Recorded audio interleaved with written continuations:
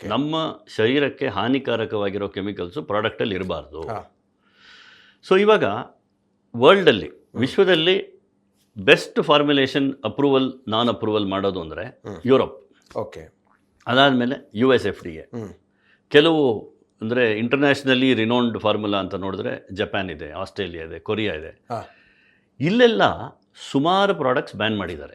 ಇಷ್ಟು ವರ್ಷ ಕಾಸ್ಮೆಟಿಕ್ ಅಂತ ಹಾಕ್ತಾ ಇದ್ರು. ಇವಾಗ ಏನಾಯಿತು, ಕಾಸ್ಮೆಟಿಕ್ ಅನ್ನೋ ಒಂದು ಜನ್ಮ ತಳೆದಿದ್ದೆ 40-50 ವರ್ಷದ ಹಿಂದೆ. ಆಮೇಲೆ ದೊಡ್ಡ ಬ್ರ್ಯಾಂಡ್ ಆಗಿ ಬೆಳೀತು. ಸೊ ಜನರಿಗೆ, ಡಾಕ್ಟರ್ಸ್ಗೆ, ಸೈಂಟಿಸ್ಟ್ಗೆ ರಿಸರ್ಚ್ ಮಾಡಬೇಕಂದ್ರೆ ಒಂದಷ್ಟು ವರ್ಷದ್ದು ಡೇಟಾ ಬೇಕಿತ್ತು. ಸ್ಲೋವಾಗಿ ಡೇಟಾ ಬರ್ತಾ ಬರ್ತಾ ಬರ್ತಾ ಅವರೇನಂದ್ರು, ಇದೊಂದು ಹಾನಿಕಾರಕ, ಇದು ಹಾನಿಕಾರಕ, ಇದು ಹಾನಿಕಾರಕ ಅಂತ ಡಿಫೈನ್ ಮಾಡೋಕ್ಕೆ ಶುರು ಮಾಡಿದ್ರು. ನಮ್ಮ ಒಂದು ಫಾರ್ಮುಲೇಷನಲ್ಲಿ ನಾವು ಒಂದು ಪ್ರಾಡಕ್ಟ್ನ ತಯಾರು ಮಾಡ್ತೀವಿ. ಈಗ ಸನ್ಸ್ಕ್ರೀನ್ ಅಂತ ಒಂದು ತಯಾರು ಮಾಡ್ತೀವಿ.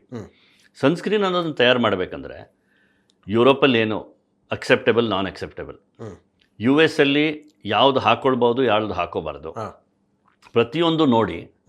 ಈಗ ಈ ಒಂದು ವಸ್ತು ಎಲ್ಲಿ ಪ್ರಪಂಚದಲ್ಲಿ ಹೋಗ್ಬಿಟ್ರೂ ಸೇಲ್ ಆಗಬೇಕು.